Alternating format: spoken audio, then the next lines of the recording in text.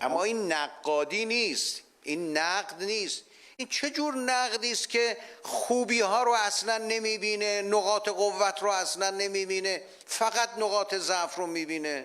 و راست میگه دیگه. این چه طرز انتقاده؟ چرا نیمه پر لیوان رو در نظر نمیگیرین؟ فقط نقاط ضعف، فقط فقر و بدبختی و گرونی و بیکاری و کرونا، فقط اینا رو میبینین؟ مگه کمن جوونای موفق و پرتلاش و پرکار که اتفاقا زندگیای خیلی خوبی هم دارن؟ اینم یه نمونش. پسر معاون اول حسن روحانی، اسحاق جهانگیری، با تسبیح و ساعت رولکس و ویدیوهای منتسب به او در شبکه‌های اجتماعی. راست میگه؟ بله که راست میگه. مگه مسئولین ما دروغ تو کارشونه؟ خب این نقطه قوت نیست پس چیه؟ همین که تونستن تو این شرایط اقتصادی سخت و تحریم‌های ظالمانه شرایط زندگی خوبی رو برای خود و خانواده‌شون فراهم کنن کم چیزی نیست. راحت به دست نمیاد. باید کل زندگی تو به درگاه خداوند متعال دعا کرده باشی. قرار هستش که قیمت‌ها کاهش پیدا کنه، درسته؟ دعا کنیم؟ بله، دعا کنید. دعا کنید قیمت‌ها بیاد پایین. فکر کردید بچه ایشون مثلا چجوری ساعت رولکس خریده؟ با پول باباش؟ نه خیر. رفته پشت ویترین ساعت فروشی دیده نوشته 400 میلیون. شب موقع خواب دستشو برده بالا گفته خدایا تو رو به شرافت بابام قسم قیمت‌ها رو بیار پایین. بعد فرداش دیده همون ساعت آف 99% خورده شده 400,000 تومان. به همین راحتی. دعا خیلی کارا رو راه میندازه، نه فقط واسه بحث‌های اقتصادی بلکه واسه بحث‌های محیط زیستی هم به درد میخوره.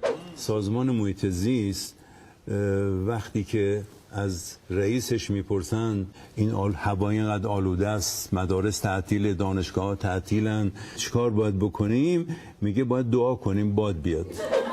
این عزیزان با باد مخصوصا نوع معده‌اش رابطه خیلی خوبی دارن و طبق همونم مملکت رو مدیریت میکنن. دست خودشون هم نیست. برای آلودگی دعا کنید باد بیاد، واسه خشکسالی دعا کنید بارون بیاد، واسه سیل دعا کنید بارون نیاد، واسه کرونا دعا کنید گرما بیاد، واسه حل مشکلات اقتصادی دعا کنید ترامپ نیاد. کرونا هم که خودش دعای مخصوص خودشو داره. جالب از خود چین بعضی از دوستان با من تماس گرفتن که تکلیف ما چی میشه، ما چه کار کنیم. من به اون عزیزان و به شما دوستان هم عرض میکنم این دعا رو حتما عزیزان یادداشت کنید. شما یادداشت کن. از چین دارن میان یادداشت کنید. شما از چین تماس گرفتن گفتن چیکار کنیم با این قضیه. نگو دیگه آقا، نگو، اینا رو لو نده فرمولشو دیگه. این همه تو دنیا دارن تو سر و کله خودشون میزنن واسه پیدا کردن واکسن و دارو، بعد شما مفت میگی یادداشت کنین.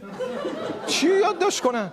بابا این روش‌های نوین مبارزه با کرونا رو باید صادر کنیم. خطرناک‌تره برای شما. حالا کسایی که تو مس غذا بخورن با مس سر کار دارن کرونا نمیگیرن. راست میگه دیگه. فکر کردی چرا رونالدو با اون قد و هیکلش کرونا گرفت ولی مسی ریزه میزه نگرفت ها؟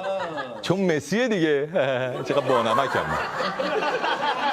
نگو اینو دوباره فردا همه جا دست میگیرن دیگه گفتن تو مس تمام میکروبا رو میکشه. بابا جار نزنین این چیزا رو وسط تلویزیون، همه دنیا فهمیدن. حالا پس فردا که دانشگاه آکسفورد ایدمون رو دوزید خط تولید ظروف مسی آبکاری شده با شاش شتر رو انداخت، میفهمید اهمیت ظروف مسی چیه. اون موقع دیگه دیر شده و فقط یه روش انحصاری و بومی واسمون مونده که همانا حمله و سرکوب ویروسه. نقاطی که ویروس این در واقع کرونا محل سکونت خودش قرار داده انشالله حمله کنیم. بله از فرداست که برادران با همون روش همیشگی یکی یه باتوم و یه اسپری فلفل بگیرن دستشون بریزن تو خیابون، هر کی حدس کرد بیافتن رو سرش انقدر بزننش که هرچی ویروس تو بدنش از بین بره. دستشون هم درد نکنه. واقعا ما باید نه تنها واسه پایین اومدن قیمت‌ها بلکه واسه سلامتی این مسئولین زحمتکش هم دعا کنیم. اصلا وظیفه شهروندی ماست. به خصوص به کسانی که مسئولیتی رو عهده دارند و قراره که از این تنگنا کشور رو عبور بدند نیاز به دعا دارند. بله دعاشون کنید مسئولین عزیز رو که اگر درست دعا کنید من قول میدم همه مشکلات کشور حل بشه.